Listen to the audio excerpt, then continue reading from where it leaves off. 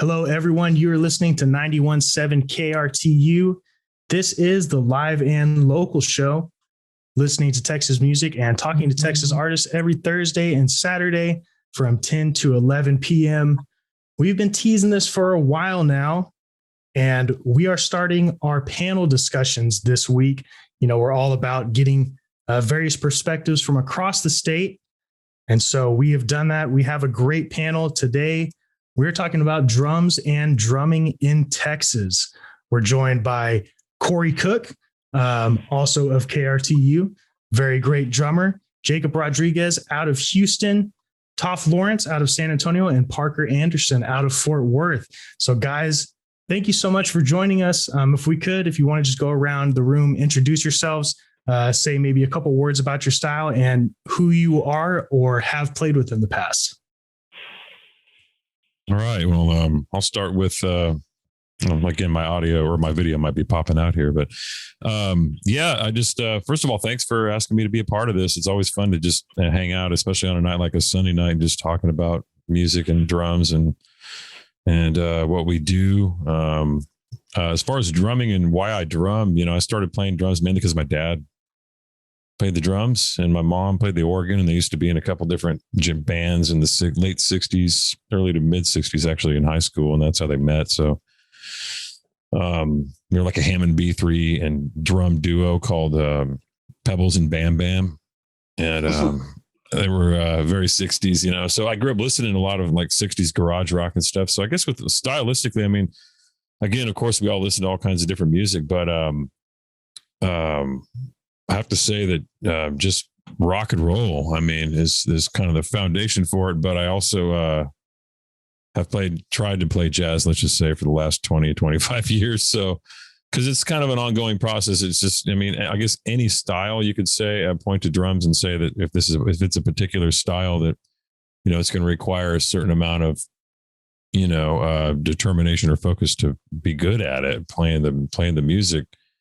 But with jazz, it just seems like more of like a never ending process of, where it's just beyond actually the music or who the band is or who you're playing with, but I will say that as far as overall being a drummer, and playing music, it really does start with, playing in a band for me, like playing with other people, because I'm really never been the type of drummer to just like hang out in my room or hang out in a studio and play for hours on end by myself. I mean, I've done that and, shed it, and I should do it more, because if I did it more, I'd probably be a better drummer. But for me, it's always been about people and just playing with other people and playing music with other people. So punk rock to jazz to, I guess I call it punk rock just because I played in a band called the Sons of Hercules for like 12 years. It was pretty much described as that, but it was pretty much just like loud rock and roll, I've played, some of the, I guess, notable people that I've really had the pleasure and honor of playing with is people like Rocky Erickson from the 13th Floor Elevators from Austin, who was, one of these artists that some consider like a psychedelic rock pioneer, and someone who was also just a kind of an incredible vocalist and never really quite got his due as a vocalist. But people like Rocky Erickson, people like the Dirty Dozen Brass Band that I had the opportunity to play with once. That kind of blew my mind, because then I realized that I really had no idea what I was doing with New Orleans music and New Orleans jazz, and how that's like a whole other realm. Like, you really have to like go live there to like, be able to play it. So there's a lot of opportunities that I've had to just sort of play with other teachers. Other teachers really who inspired me the most is like Nick Marcy, who lives in Round Rock now, but used to live in Binghamton and went to Berkeley, and he's in his 60s, and he's just a wonderful teacher, So he taught me a lot about four-way coordination and how you can, learn how to play the drums with each individual limb, and instead of just like, thinking of it as like on my right foot, my left hand, and then I'll do something with my right hand, or, you know what I mean? He expanded it, the language, made it a little bit more possible for me to understand the drums as this entire unit that you can play with all of your body, because it's also the original American instrument. It's like the only truly American instrument, really. So that has always fascinated me too. But that's all I'm going to say about it. I could talk forever about this, but I just jazz, and I play jazz too loud because of the music that I've always enjoyed listening to. So who I end up playing with is usually kind of interested in the same things I'm interested in that realm, in that regard. I love playing traditional mainstream jazz as much as I can, and learning from those people who are really good at that. But I always end up bringing in some sort of rock element, I guess, that doesn't have much to do with jazz at all, and for better or for worse sometimes. But that's what I'm always working on. That's what I'm working on. Yeah. Good stuff. Corey Cook playing Jazz Too Loud. I dig it. And I'm glad you brought up the drums as a uniquely American instrument, Corey. We are going to get back to that later in the interview. Jacob, if you could introduce yourself, tell us a little bit about your background in drumming, just as an intro. Okay, yeah. So, hi, I'm Jacob Rodriguez. Born and raised in Houston, lived in New Orleans for a year, and picked up a bunch of what I would like to think is me trying to play jazz, but poorly again. Jazz is always that thing you're chasing, right? But yeah, I'm God, what would I call myself? I'm a studio drummer more than anything right now. I have my own studio out here in Houston, and I'm always jumping on people's track, everything from metal to country to norteño music, whatever they need me on. I just recently did some cumbia stuff like right before the Zoom meeting. So whatever I'm needed for, I personally love to play like drum and bass. You said like acid punk jazz music, whatever you want to call that, psychedelic stuff, whatever. It just really, I like to trip people out and try to get in that vibe. So I've been playing for a while. I'm 30 now. I think I started when I was like 12 or something. And I play with Handsome Beast, which we're about to do some name change kind of thing and revamp. But I also am probably more featured on drums in a group called Dad's Mom, which is like a real underground, I don't know what you want to call that. It's loud, fun, punk essence with a little bit more musicality to it and a lot of feedback and fun sounds. Also play in a blues band called 145. We play in Austin a lot. And a wedding band, stuff like that. Whatever you need me. I'm trying to be a jack of all trades, master of none kind of guy. And started when I was 13 because my friend wanted to learn guitar and he needed to teach somebody to be his drummer. So I started there, worked my way up from Ramones and all the way to some weird, crazy death metal stuff. So love it all. I'm just honored to be a part of this show with a bunch of cool other drummers from Texas, Very, very cool. Jacob, thank you for joining us. Jacob Rodriguez out of Houston, Texas. Toph, if you could introduce yourself to our audience, please. Yeah, of course. So I'm Toph Lawrence. I'm from San Antonio. The current groups I play with are Bit Force, which is a local superhero metal band here in San Antonio. We do lots of cool arrangements of music from like anime, video games, comic book movies, TV shows. We also write our own original music about us being like heroes. We wear costumes, all sorts of cool stuff like that. And then I also play with another group called We Are the Chaos. And it's more like straight ahead, like nerd rock for the most part. The lead vocalist is an anime and video game voice actor, Kieran Strange, and we do a bunch of different anime conventions. So that's kind of a little overlap between the two. Is I do tons of like con work, so anything from video game conventions to comic book conventions, anime conventions, gaming tournaments, and then we do just straight up shows around the country and around the state. I've been playing music, specifically drums, for about 19 years, and I currently teach drums and piano over at Wizard Music Academy, where I also am a studio musician. So just like these other guys, I kind of do a little bit of everything. I play a lot of hip hop. It comes up for me a lot to do that with a bunch of really cool and talented people that I happen to have the privilege of calling friends. Artists like Mega Ran, IQ, Gross Angel here in town. I've done stuff for people all over the country, and really just hitting drums is something that really, I can't see myself doing anything other. I'm sure we've all had like the other 9-to-5 jobs and stuff like that. So I'm really, really happy and lucky that I'm able to do what I love for a living, and that's definitely drums and percussion. Awesome. Hitting drums. Thank you very much, Toph. Parker Anderson out of Fort Worth. Parker, introduce yourself, please. Hey, what's up, everybody? My name is Parker Anderson. Trav, thanks for having us on. You're an awesome drummer. I've always looked up to you. So when you reached out, I was like, yeah, whatever you want, man, I'm down. I started off as a percussionist. I learned like hand drums and African like rhythms and stuff starting at like age 12-ish. I played in a group called the Mondo Drummers, which is a nonprofit that's based around just like youth outreach and like teaching hand drums. And so we'd play a lot of like libraries. And so I'd been doing like that kind of stuff all throughout like middle school and high school. And then when I could drive a car, I finally started playing in my own bands, playing drum kit, kind of doing all those things. I've played in a bunch of indie bands like growing up the last 10 years. I played in a couple math rock bands, just kind of pursuing that. I went to school for jazz for 2 years and then just kind of decided to start gigging instead of spending a bunch of money to practice. And then after that, I started playing with this band called Dead Vinyl. It's like just a rock and roll band.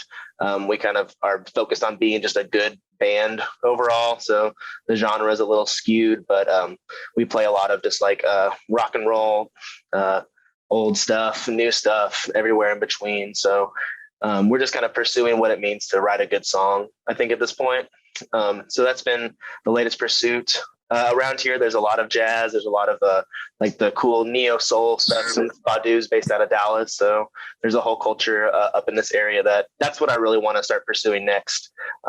Just once pandemics happened, we kind of I was on the road a lot, and then that shifted to this online model. So Dead Vinyl started doing like a weekly show online where we'd live stream with like full audio and video. So I got to kind of shift and learn how to work the electronic internet side of being a drummer, which I'd never pursued before. So it's been a cool year.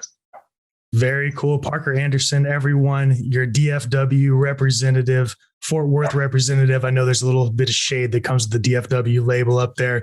My name's Travis Hildenbrand. I'm your host. I play indie rock and some folk music, playing Collective Dreams, and in the past, groups like You and I Underwater and Swim Through Frequencies. As we move through this discussion, we're going to be listening to some music featuring these guys on the kit. So we're going to listen to some of Corey Cook's work right now. You're listening to 91.7 KRTU. This is the live and local show.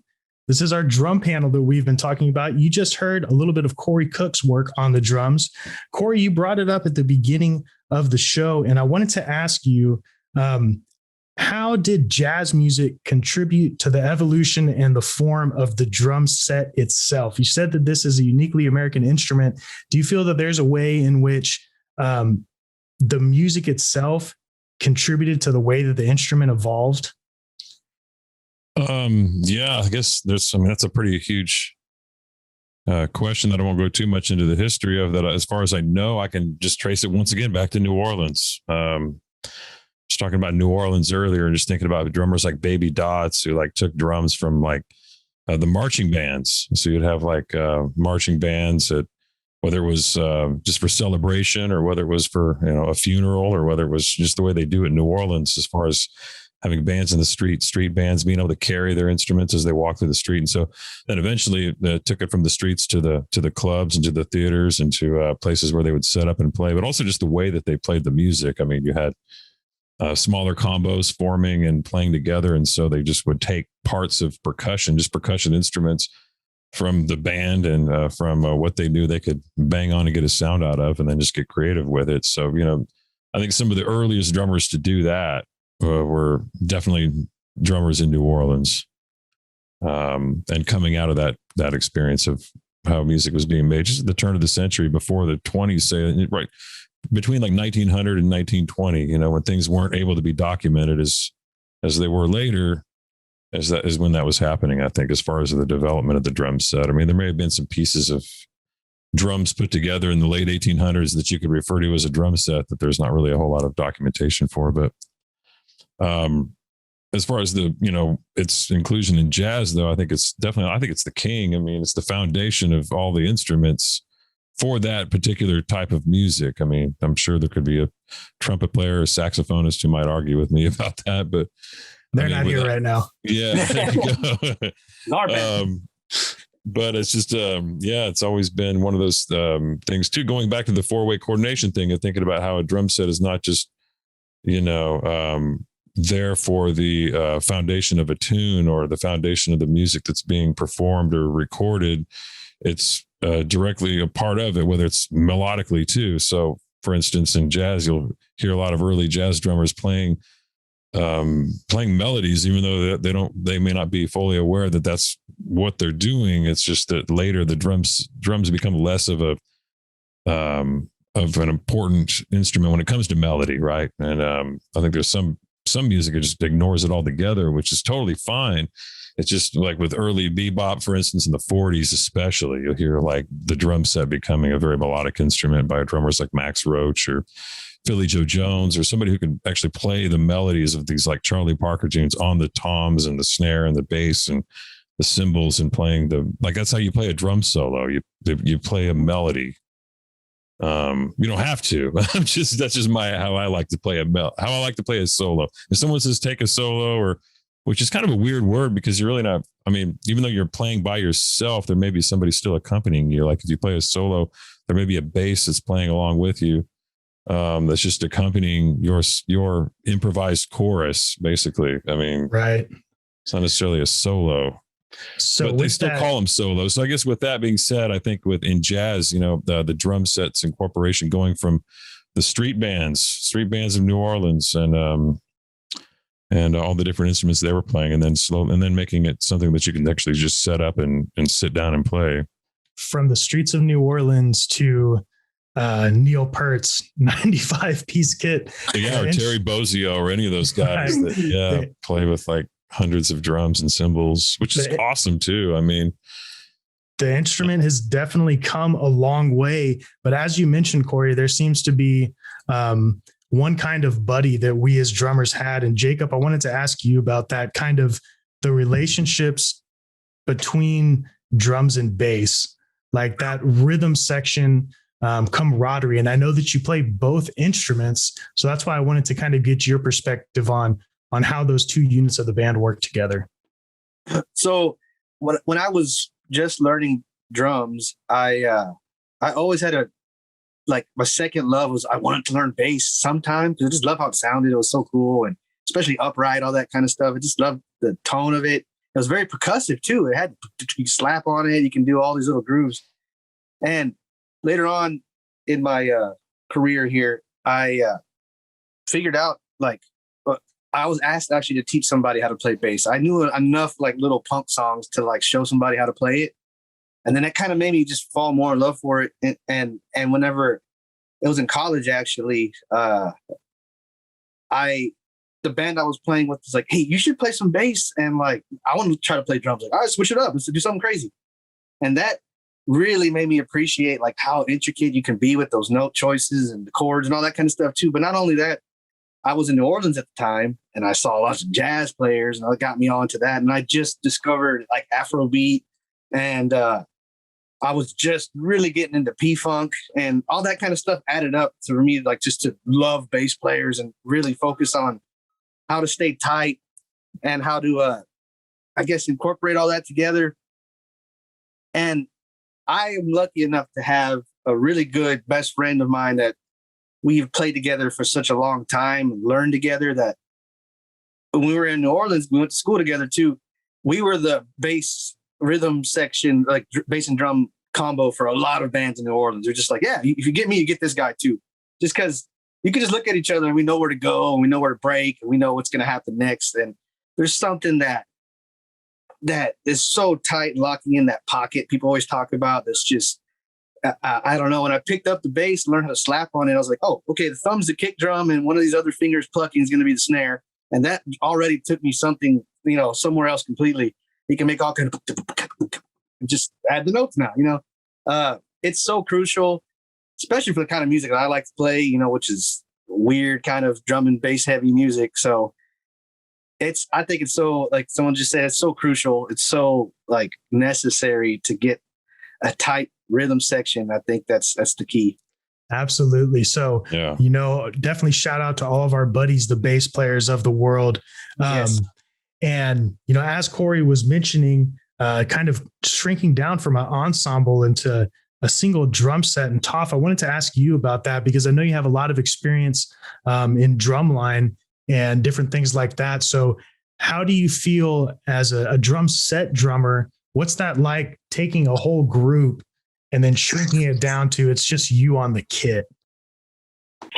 Yeah, I think that's what kind of makes drums so awesome. You know what I mean? Being able to handle so many different jobs at once. And there's I can't remember what it's from, but I heard it in a Jurassic 5 song. They sampled it. It's like, the more drums we have on our kit, the more jobs we can handle. And that's kind of how it evolved. It evolved from that. It's like, well, we need all these pieces to happen at the same time. And so if we just take a little from there, from here and there, and make one person do it, it's kind of what it does. Drumline is something that I wish more drummers got into, and just school band in general. I can't tell you like how many musicians I even speak with just from playing shows and being on tour that regret not doing school band. And I can say like, absolutely, like from the time I joined drumline and jazz band in high school, just those 4 years, like I just leveled up exponentially just because I was playing music for 2 to 3 courses a day. And then I go home and all I wanted to do was like get a pad. So drumline is something that definitely helped me as far as like my timing. And I mean, with being studio musicians, we all know that a click is so important, and just drilling that internal timing into myself through years of being out there and sweating and lugging around a drum has definitely benefited me. Definitely, for sure. And I know I consider myself one of those people that wish I would have paid a little bit more attention in school band. I think a lot of people can relate to that. Drums and dance have a really special kind of relationship, everything from jazz brushes simulating the sweeping of feet.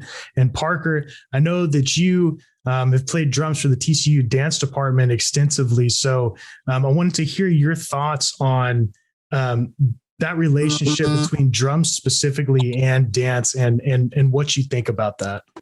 Yeah, man. I'm glad that you brought that up, because that's what I forgot to mention earlier. But my drum teacher, Eddie Dunlap, he always posed this question, like, which came first, the drum or the dancer?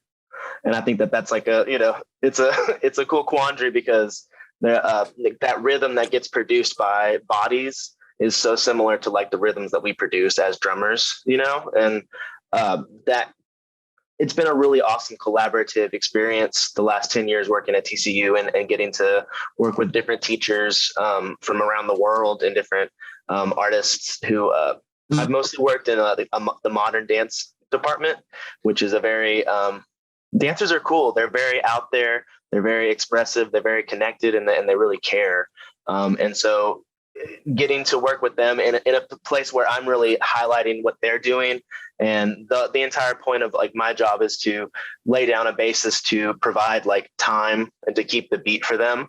So whatever the feelings that they're trying to express and convey, like through their movement, you have to also kind of convey. And I've been doing that with just a djembe for the longest time. So one hand drum, and getting to really explore how to bring out as many different sounds as I possibly can from this one drum, kind of like what we were talking about earlier with how I've played a lot of drum set, and then I've had to take everything that I know how to play on drum set and condense that down to just one drum now.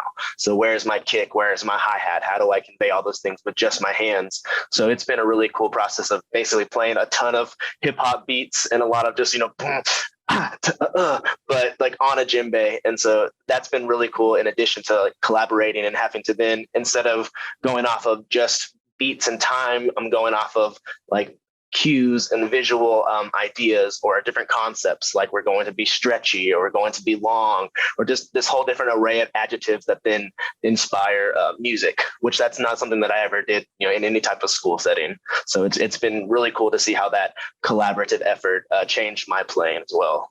That's awesome. And thank you for sharing that experience with us. Definitely cool to get musical feedback from a non-musical source, if that makes any type of sense. And talking about taking those cues, Corey, I wanted to ask you, you are such an accomplished drummer, and like, Parker was kind of talking about right now, there's times where blowing the audience away with how many chops you have is not necessarily necessary. So I wanted to hear your thoughts about holding back when necessary. I don't know if that's even the right phrase, or just playing to music, and your thoughts on that there. Yeah, well, I think a lot of that goes back to who you're playing with too. Like you mentioned earlier about bass players and the importance of bass players. That's like, for me, it's like when I play with a bass player who's like really good, and it just makes me better, like makes me try to play better, and then I will end up playing better and sounding better because the bass player I'm playing with is just better than someone I might have played with 2 weeks before that or whatever. And maybe not. I mean, that's a whole other objective or subjective idea about how people play, whether they're better or worse. It's just really how it fits with what you're doing. It's especially in jazz, once again, because of the improvisatory nature of it. I guess that's what ends up happening, is you really connect with other people musically because you're listening to them and focusing on that. So I think it has to do with that. How intense is the band playing, and who and what music are you playing, and what's the piece, and what does it call for, and all of that. But yeah, I think that's a huge,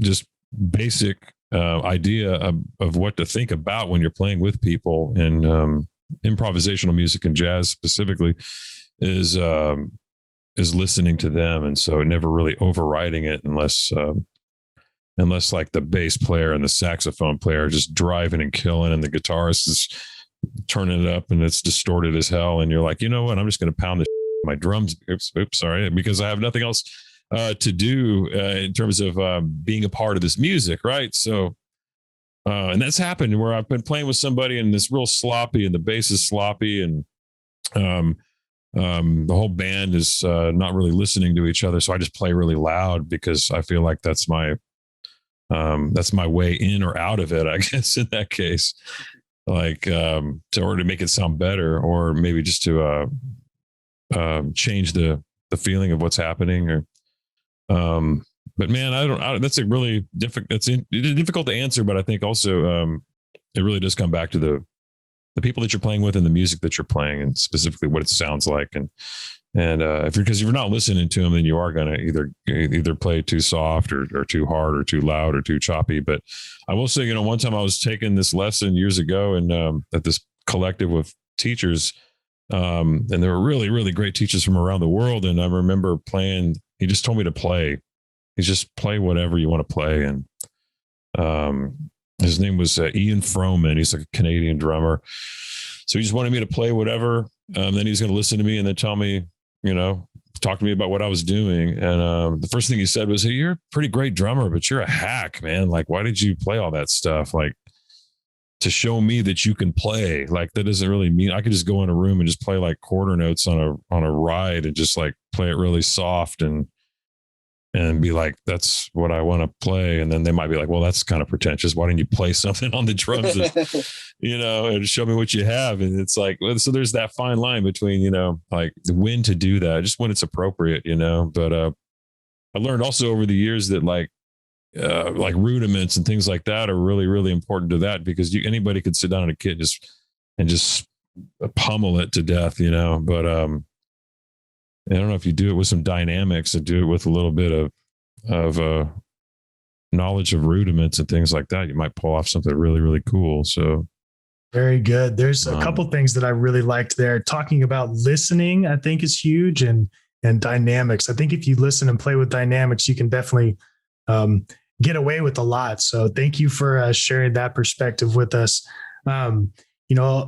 Everyone on this panel is very flexible and plays a lot of different styles. But Jacob, I wanted to ask you about fluidity between musical styles specifically, and like, what can you take from playing with blues and put it in acid punk? Like, what are some things that translate between styles, and what are some things that you feel like might be genre specific?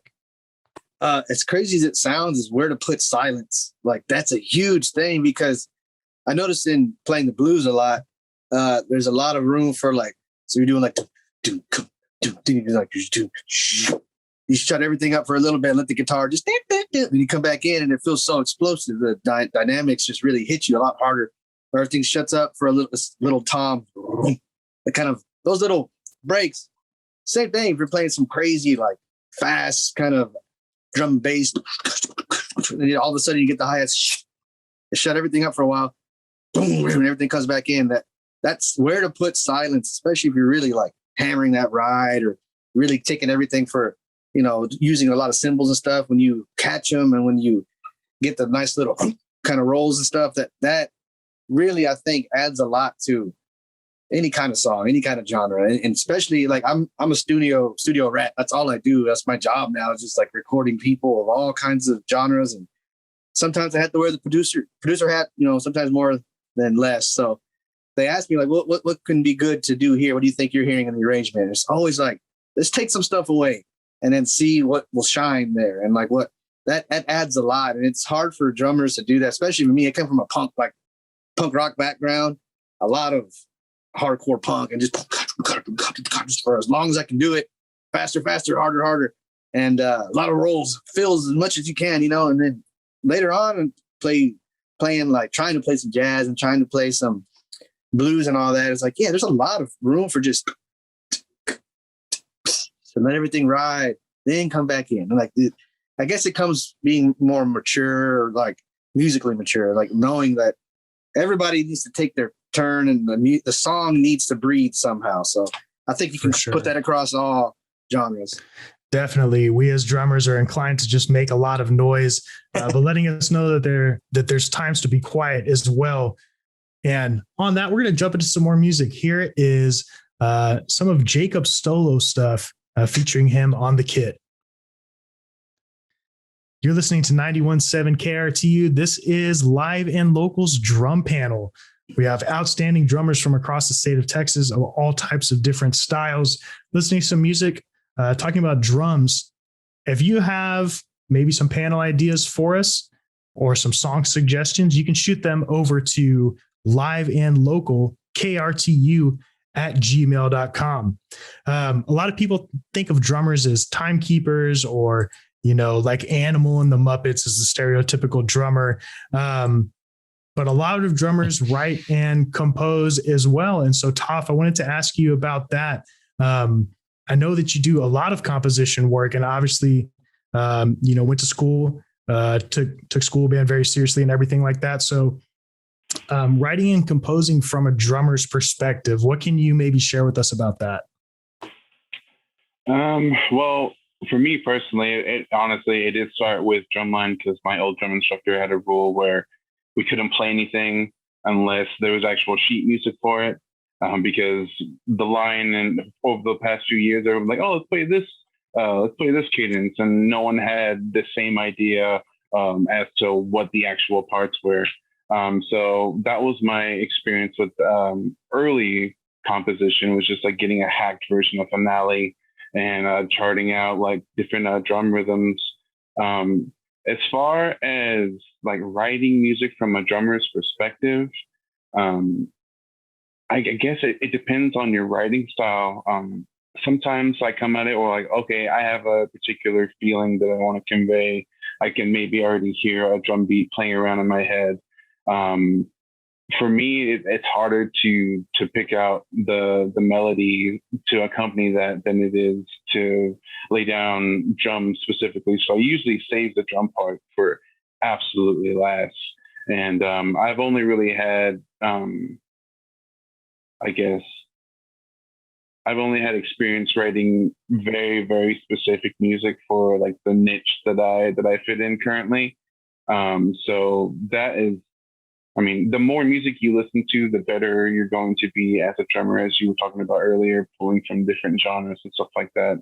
So I really just tried to be as open to ideas and influences as possible. But I always write everything out on like a stacked paper. I definitely have to write it out. I wish I could just pick up an instrument and lay down my idea, but I would take more time trying to figure it out on that instrument, unless it's like piano or drums.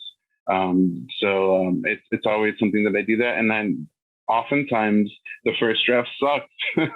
I write it out, I play it back, and I was like, wow, this is terrible. And I have to put it away for a little bit, so I'm not so focused on it being so microscopically focused on what you're doing at that time can oftentimes cloud your creativity. So in composition, I like to put things on the shelf just for a little bit, come back to them, and then usually you have some fresh ideas for it. Very cool. I can't relate to any of that at all in terms of writing stuff out. So I definitely really respect that. And that's great to hear. I know that a lot of real musicians practice the same thing there. So kind of switching from that, Parker, I know that you're a guy who's kind of into, some of the more like esoteric existential kind of philosophies on life and music and stuff like that. And so I wanted to ask you about the drummer's relationship to the audience during a show. So, I think we've all had the experience of being sweaty and somebody with a beer like wants to come give us a hug or a high five. And why do you think it is that, drummers kind of have the reputation that they have amongst the non-music community? Like how we're always perceived as like I don't know, did we all start becoming drummers because we wanted to be the cool ones in the band versus like the guitar player? I think that's what you're asking, right? No, this whole last year of pandemic and stuff has definitely showcased how crucial an audience is when it comes to like live music, because I'm not the kind of guy to sit in my room and play drums all the time. Like having that relationship with an audience or other people is such a crucial thing whenever you're a live performer, because I think that's what it's about. Live performance and music, like music in general, right? It's an in the moment kind of thing, and that is we're always kind of trying to chase those perfect moments or those special moments that we've had at different times. And I think that we're always trying to tap back into that like one feeling that you get while you're playing, like in the middle of it, whether it's having a really good conversation, like with some jazz cats, or like perfectly executing the parts that you've been rehearsing. Like you get tapped into this part where you're almost having like a third person view of yourself, or you're having this out of body experience. And that is so much fed by that, like the claps that you get at the end of a song, or like the way that people, cheer afterwards, or just the feedback that you get right in the middle. I think, as artists, you want to make people feel good, or you want to make people feel things. And so getting that instant feedback of seeing how people, are reacting to your music is definitely something that like feeds you. I got into music initially because I went to shows, like in the hardcore scene, and like you would just rub up against all these sweaty people. And it was like this, you didn't know anybody, but you were all there for like this collective purpose. And I think that shifted into like, I wanted to be a person that provided that same kind of collective purpose for people there. And even though like the music that I've, play has changed drastically from that, it's still the same kind of thing where we're chasing this like connection and capturing these moments in time, and then conveying these messages to the other people, and then they in turn like give feedback to us, and it's been really cool. It's been different this last year when we started recording everything and live streaming, because you finish a song and then that's it. Like you're just still in this quiet room, and that's the end of it. Like, like you're waiting for like some kind of like, even a boo, I will take like somebody going boo over like just the silence that just a iPhone staring at me, so it's a whole different thing. And yeah, as being a person that like, I want to be a live performer, like that, it's when there's not an audience, man, I got nobody to play for. So right. Definitely. Very cool. One of the reasons I was so excited about this discussion, and you guys specifically being a part of it, is I feel like everyone has a unique perspective on drumming in Texas. And so I wanted to ask you guys, kind of about your respective scenes. So Corey, as being the one with the most jazz experience in here, what are your kind of thoughts on the jazz scene in Texas, or even the jazz scene in general? Your experiences in communicating with different jazz musicians, and maybe something that the audience might not know about what it's like to be a jazz drummer in the state of Texas. Well, I think being in San Antonio, first of all, is at least the right place to be right now. I mean, in terms of just the genuine nature of the city and the history of jazz here in San Antonio. I mean, if you look back to the 50s and 60s, even with artists like Jim Cullum and the bands playing more traditional jazz here, which is rooted in New Orleans and the music I was talking about earlier. But I can remember I lived in Austin for like almost 15 years before I came to San Antonio and played tons of music there. And there wasn't a whole lot of jazz the whole time I was there, even though there were a lot of visiting artists and people who would tour and play through, and like national artists for people to recognize the music and see it. But I was also introduced there to more outside sound, like more music that wasn't really described as jazz, where you go meet the artists who were making it and they would refuse to call it that. And they'd call it creative music or improvised music, and not necessarily noise, although that sort of thing would fit in with the more crowds that would call the music noise music or punk jazz is what they'd end up referring to it as, even though that's kind of a silly way to describe it because there's so many things going on with the music. So a place like Austin introduced me to those sounds that were more abstract and less involved in like the tradition of modern jazz and more about just improvising. And but here in San Antonio, there's like rich history of the music, and so you have a lot of the soul, the Chicano soul. You have which sounds a lot like doo-wop. Bands like the Royal Jesters and Sonny and the Sunliners, who were playing like soul and funk, was also looped into what we describe as jazz or like the Latin breed, and so.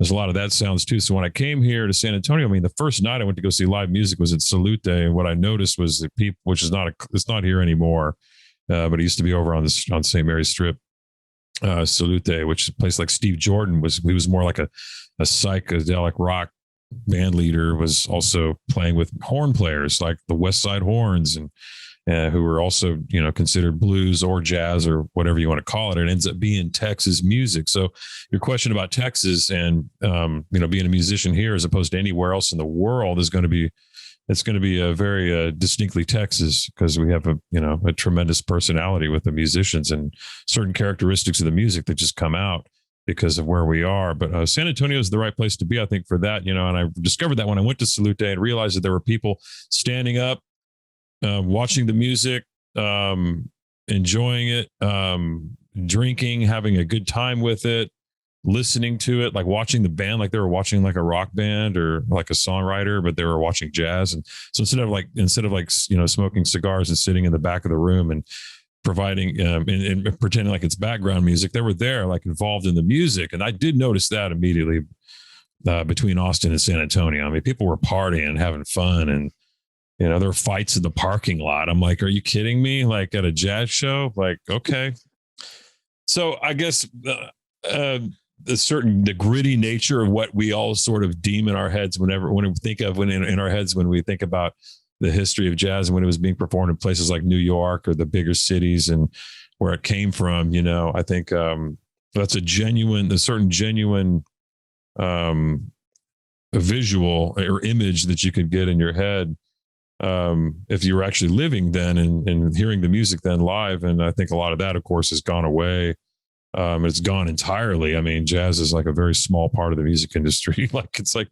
I think it's still like 1%. I mean, when it comes to like recorded music and live concerts, and at the same time, it always has this mystique. It always has this misunderstanding too. A lot of people think that, like, I went to Spain once and I remember talking to this guy and I was playing in this rock and roll band, and he says, we don't like jazz. We don't understand jazz. We don't. And I was like, man, he listened to Coltrane. I'll give you this Coltrane record. Just listen to A Love Supreme. Tell me, and if you don't like it, then I guess you don't like jazz. But I had faith that he would like it. And I gave it to him, and he was like, he eventually ran a record store in Queens after that. And I got to know him actually pretty well, but he really, really loved what he heard. And he was like, then he kind of realized that there really wasn't this distinction between these styles or genres, but this music really does, all come together as just different experiences for musicians. And it kind of goes back to what we were saying earlier about, everything we've been talking about kind of comes back to that, I think, is how you can't really classify it into one particular style. But, if you want to be specific about it, the jazz experience was just totally different in San Antonio, and definitely more genuine and more centered around people going to the bar and going to see music and live music and having a good time. Very, very good stuff. Instead of having it be this thing that's like,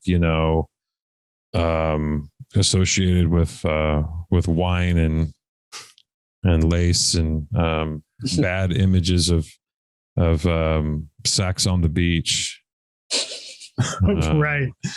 Definitely. Smooth jazz. Yeah. Cause smooth jazz is one of those things that will never go away. See, I mean, people love it here in San Antonio too. And, I'm not going to start talking about how terrible smooth jazz is or what my opinions on it, but it's too late.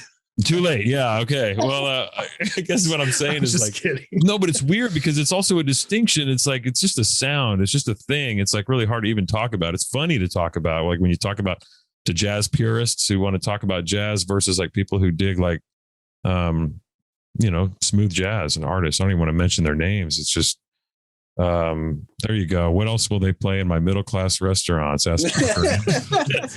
If you want to, thank you for sharing that with us. And listeners, if you want to get I'm sorry. One more thing I just want to say. Okay, it's like, I think it's the difference between people thinking jazz is intended to relax too.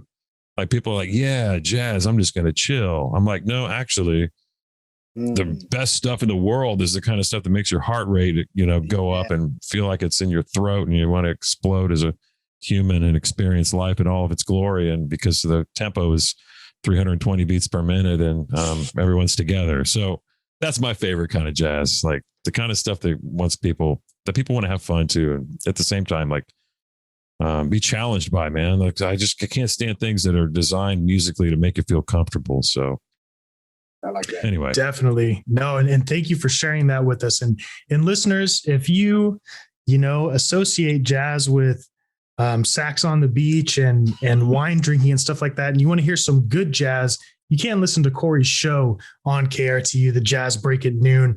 Definitely worth checking out. I know it is one of our favorite programs here at the station. Might have a little sax on the beach on that sometimes. Fair enough. Got to appeal, Moving out east on I-10, Jacob, as our Houstonian representative, I feel like Houston's a really special place.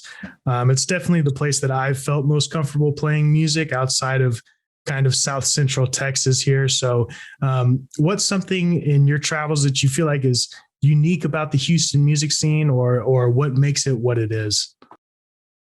Well, Houston's a very big city and we have a loop and a loop and another loop. So it's things that are miles and miles away get considered Houston. You can like, yeah, people way up north in Spring, they have their own scene. And there's a bunch of little scenes around, but you want to finally get a big festival in town. Everybody comes downtown and figures that out. And there's a lot of, it's a melting pot of a city and there's a lot of genres being blended here. And I think one of the biggest things that I've noticed is the hip hop here, from here, the screwed up music where everything gets slowed down and chopped up. Like that's something that even punk rockers and like metalheads over here love and embrace. That kind of, it's a Southern slowed down, take it easy kind of a vibe and psychedelic in nature, honestly. And there's metal bands out here that will they call screw metal or stuff, or like just, it's so crazy. And the same thing, there's cumbia, which is like screwed up cumbia. So it goes from to like, and everything's like real low. It's so cool to just drive around and creep to. And that's something that's so Houston, and I went up all the way up to Boston and somebody was listening to that kind of stuff. And I was like, oh dude, it's crazy that's kind of making the rounds now. And at the same time, ZZ Top, that's where I play a lot of that in the blues band, and like those dudes, that kind of Texas vibe. And Beaumont's not too far from us, and I love Johnny Winter and that kind of psychedelic blues stuff. So there's a lot that I think Houston has to offer in that. There's a lot in the city that I think it's just things are actually moving my way. I'm on the east side of town, and mostly any music related stuff is downtown and kind of that area. I'm not too far from town, but I can see everything coming this way. You know, whatever you want to call it, gentrification, whatever. But a lot more venues coming this way too. So I think the Latin culture, the hip hop culture, has really strong roots in whatever kind of Houston music it touches. There's so many kinds of music here, and there's always some kind of a tinge of like cumbia or screw music in it. I just kind of notice that all the time now. Very, very cool. That's great stuff. Thank you for sharing that with us. Toph, as we move to, what I consider your kind of realm, not to put anybody in a box here. Nobody here gets put in a box, but, the nerdcore community is not like a regional thing. It's, it's all across the country, even all across the globe now. It's not even a genre. There's there's nerdcore metal, there's nerdcore rap music, there's all kinds of stuff. So what can you tell us about being a part of that community and what that's been like, being a drummer in that community for you? It's been amazing, man. Honestly, it's kind of cliche, but it's like one huge family. I've never felt like more welcomed playing music than I have these last 5 or 6 years when I've been introduced to nerdcore. Usually the other groups that we come across are like straight up VGM bands. So they play they recreate all the different levels they'll have like a Mega Man album. They'll have a Castlevania album. And so there's a couple of different schools of thought where they're like purists of this is the note. This is exactly the arrangement that was on the game in 1992, and we're not going to deviate. And there's other people that take more liberties with it. But it's really, really beautiful, especially because usually the times I get to meet up with these people are at different conventions, or like South by Southwest and stuff like that. So being able to be so distant from everyone, but still be so interconnected just through music specifically is really, really, really amazing. There's not too many drummers. I mean, most of nerdcore is hip hop, and most of the hip hop acts are either like a couple duos or groups or just single acts. So honestly, I get to clean up. So usually whenever we play these shows, I've been known to play 6 or 7 sets with all these different people, which is just a blast for me. I just have fun playing drums. So it's lots of fun. And I mean, everyone in the scene is super, super talented. You don't really get booked at these conventions unless you are talented, but just because there's so many people doing different covers like that nowadays. I mean, was it August Burns Red that did the Pokemon song, or Issues? Someone did the Pokemon song. Mm-hmm. I know that there's post-hardcore bands and hardcore bands getting into that, doing Zelda and stuff like that too. And with Megan Thee Stallion as well, bringing nerd culture into the forefront of hip hop. You see Doja Cat doing that too. But yeah, it's great, man. It's really, really fun. I've never had more fun making music than I have just right now. Very good. That is the goal, after all, is to have fun and hopefully make some connections. We're going to go ahead and listen to some of Toph's music right now. Written and composed, and of course, featuring Toph Loris on the drum kit. Hello, this is Travis Hildenbrand along with Albert Salinas on the Live and Local Show on 91.7 KRTU. We are here every Thursday and Saturday from 10 to 11, bringing you the best music that the state of Texas has to offer. We're getting our panelists here on our drum panel, their view of the different regions and different communities within Texas. And, this is bringing us to Parker Anderson. So Parker, we've always been welcome, in my experience, up in the Fort Worth and the Dallas-Fort Worth music scenes. It seems like everything's very friendly. There's a lot of love up there, even within the Denton community, getting incorporated into that. What's been your experience kind of coming up as a drummer in DFW? Yeah, man, it's definitely a melting pot of music as well. Um, I think everybody talks about the best way to make money is if you want to play country. Like there's country music all over the place. There's tons of gigs, no matter where you go. Especially being Fort Worth located, the stockyards are a really big source of revenue for anybody that's going to be playing live music. I've tried my hand at that. I failed terribly, and I have continued just to go about the DIY route instead. I really loved the parallels. Anytime I've gone down to San Antonio and played a show with you guys, or like with anybody that you've introduced me to, Travis, it's been a really interesting parallel to the same kind of camaraderie and community that we have in Fort Worth, which is we have a lot of musicians that are really passionate about the kind of music they're playing, and a lot of like mixed kind of genre shows. So we'll have everything from like a post-rock band to a pop show all on the same ticket. So a lot of musicians supporting musicians, and we've been growing a really steady scene outside of that. There is a triangle basically of Fort Worth, Denton, and Dallas, and Denton has a really awesome jazz scene because of UNT and the school that's there, but then also a really awesome counterculture scene because of because of the scholastic side of it. So there's a whole bunch of really cool art bands, a lot of cool punk bands, and that community has really outlasted even the times that I've gone up there. So much so that it's turned over into a whole new group of kids. So the guard keeps changing a lot of ways, and like I said earlier, like the neo soul thing is really happening in Dallas right now in Deep Ellum. There's a ton of like amazing drummers and musicians that just, they'll be touring, with Erykah Badu, or they'll be touring with Robert Glasper, all these people, and then they'll just come up, and their residence is there in Dallas. So they're playing free shows, at the Freeman. So you can go see a whole lot of like amazing drummers and musicians, 20 minutes away from my house. So it's all over the place, but yeah, we're making it happen.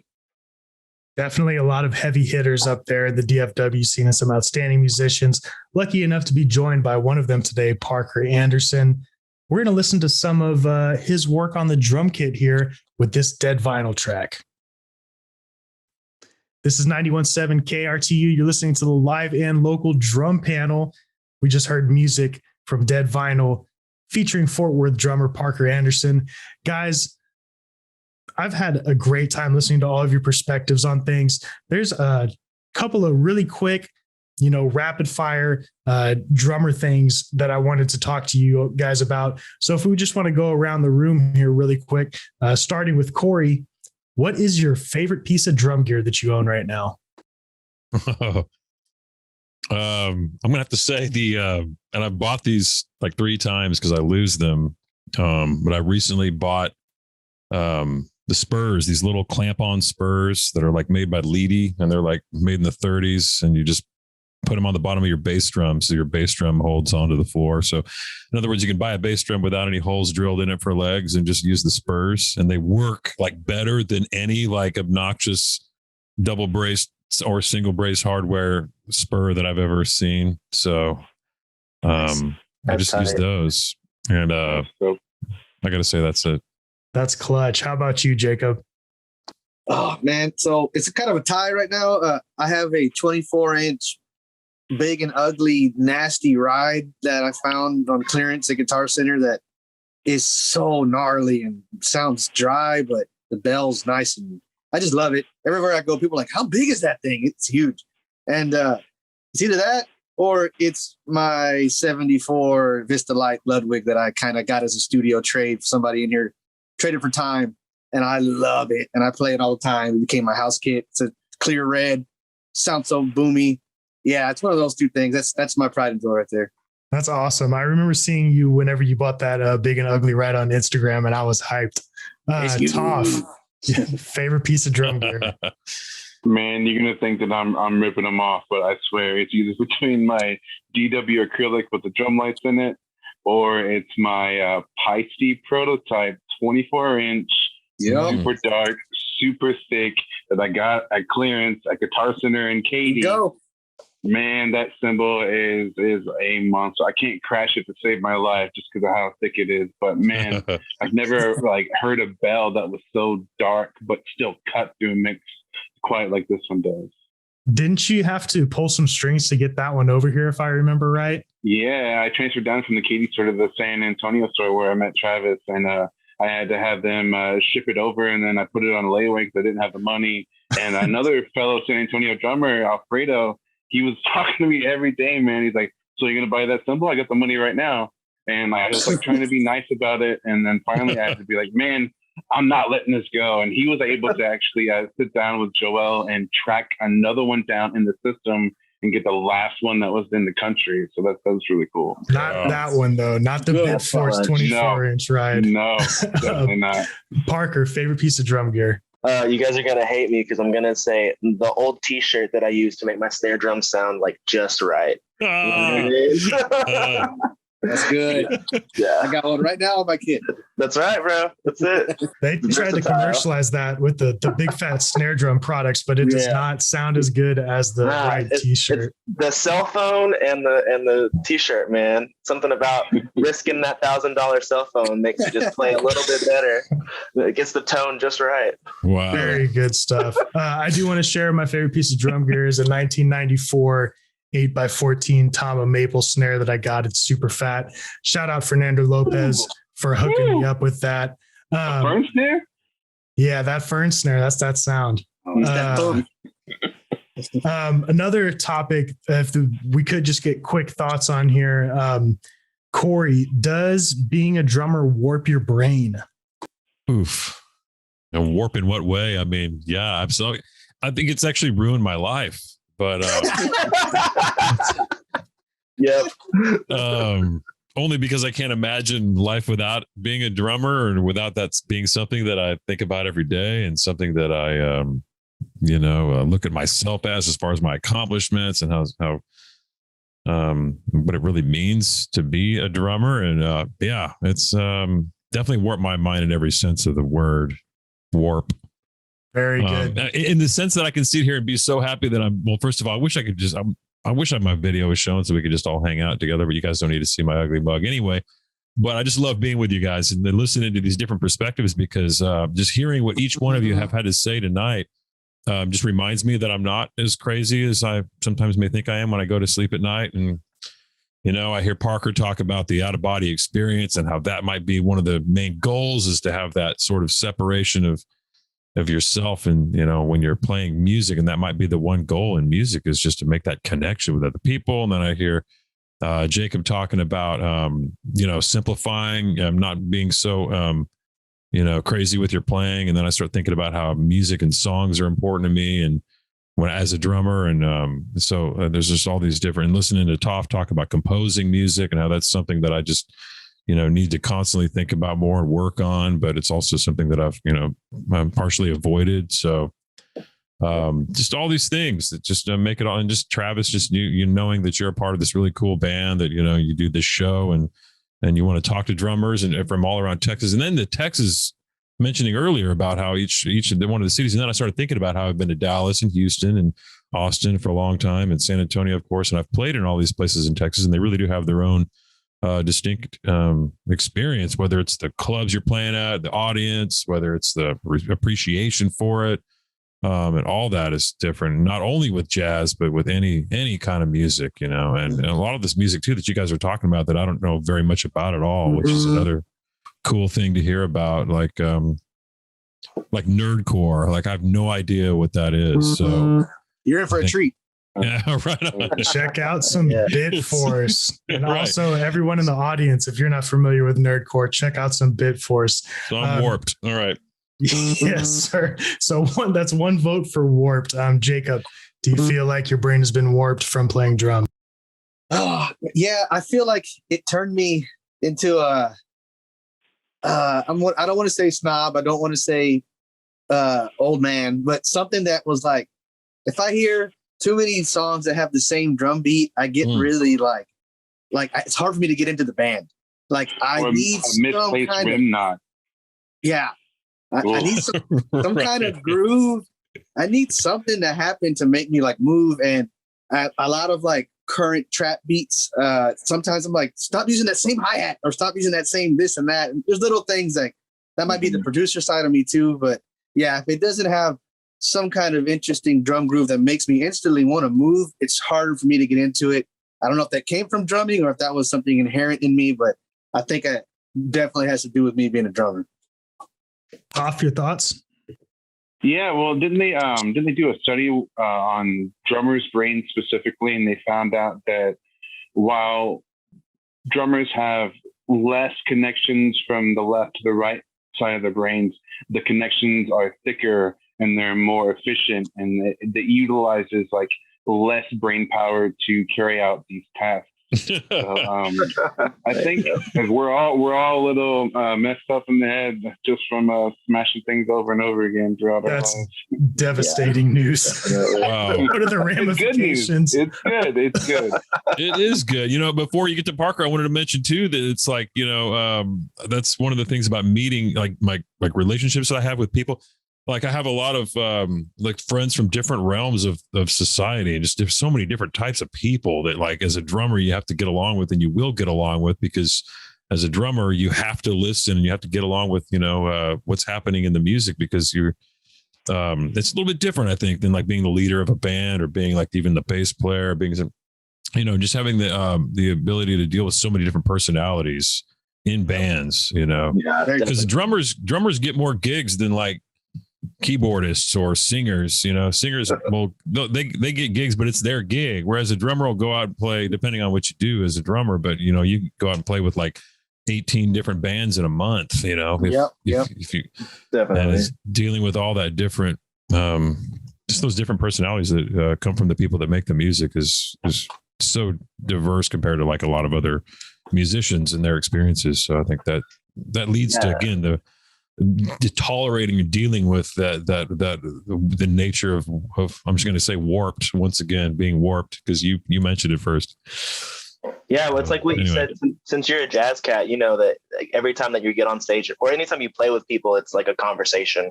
And music is so much more of like having these conversations with your bandmates, and that involves like 80% listening, 20% talking. And I think that can definitely translate to like the rest of our lives, or the things that we get into in all those capacities. And like, learning to work with tons of different kinds of people and being able to communicate like your needs and what you want to do and drive. I think that drummers in general were like the drivers of the bus. Everybody else is in the chairs and they're riding along, but we're the ones that push how fast we get there, how slow we get there, the direction that we're going in general. But then, warped wise, you can ask my fiance, man. It's like I might be a drummer that's on time, but I'm always late. Like my perception of time is just so skewed now. And she's like, no, we're not. It's being able to just kind of make time what I want it to be and be the keeper of that has definitely warped the way that I perceive the rest of my relationships in general. Right. Sure. I know a lot of us can relate to that. And that brings us to my final question here of the rapid fire round. So there's something about being a drummer that, other drummers can relate to. They can relate to, being the only guy who has to carry 7 different instruments into the show instead of one instrument. Yeah. It can relate to, just kind of the mind warp or whatever. They can relate to time. I know, Corey, I don't think I had any real extensive conversations with you before today. And I think, Parker, you and Jacob have met. You might not know it, but the rest of us, this is really our first time hanging out. I want to leave with everyone's thoughts on what being a drummer is and just your ability to connect with other drummers. Whenever you see somebody else who's a drummer, just kind of knowing that you're a part of the same family. Your thoughts, Corey? I think it just goes right back to what we were saying, and especially what Parker was just saying, about the fact that we have this experience of just meeting so many different people and having it be a part of our musical life as a drummer. There's so many drummer jokes, and I think it was Toph that was talking earlier just about how I forget which one of you were talking about it anyway, about the jokes about our intelligence, and our mentality, and how it's nothing's really positive. Like nobody ever says like, oh yeah, the drummer, the intellectual of the group, but we take something from it. rather than just, oh, how was the show? Oh, it was cool. Like we become friends with a bartender. We get to know the owner of the club. It seems like we're the ones who, and then we were friends with them. You know, we might be the one who shows up late to practice, but ends up leaving the last one to leave. I mean, there's a lot of different things. I don't know. It's really difficult for me to answer right now because you're kind of generalizing about it. But I think what it really is about, like taking in the full musical experience. Some people may think that we're actually not at all. I've always thought it was funny how people grow up watching the drummer and they're like, oh yeah, that's the drummer. He's just keeping time. He didn't really have to worry about the chords and the melody and the song and the structure. He's just playing time. He's just, because most of the music that we all play, whether we like it or not, and I think many of us have like maybe strived to get away from it, is in 4/4. I mean, that's just a thing. You count to 4. You learn how to play the drums. You learn how to count to 4. You use 4. You use quarter notes. You start learning how to play the drums. And so that's like, but it really has nothing, like great music has nothing to do with whether it's in 4/4 or not. I'm just saying that it's that sort of dumbed down perception that people may have of the drummer that we're actually quite the opposite of, I think, in terms of how we're thinking about the music and how. I'm not going to say we're the smartest one in the band either. I'm just saying that like there's a lot going on in our heads that we have to maintain in order to be able to be a good drummer, as opposed to I think maybe as opposed to other instruments, even though every instrument has its own challenges. But it's that whole like it's as a whole, like we're taking in the whole experience, I think, in a different way than other musicians or instrumentalists. So definitely, I would agree with all of that. And I know that I see a lot of drummers who, like you mentioned, are the guy who's, making sure that the t-shirts are loaded for the merch, or, talking to the promoter to make sure people gets paid. It seems to be disproportionately drummers.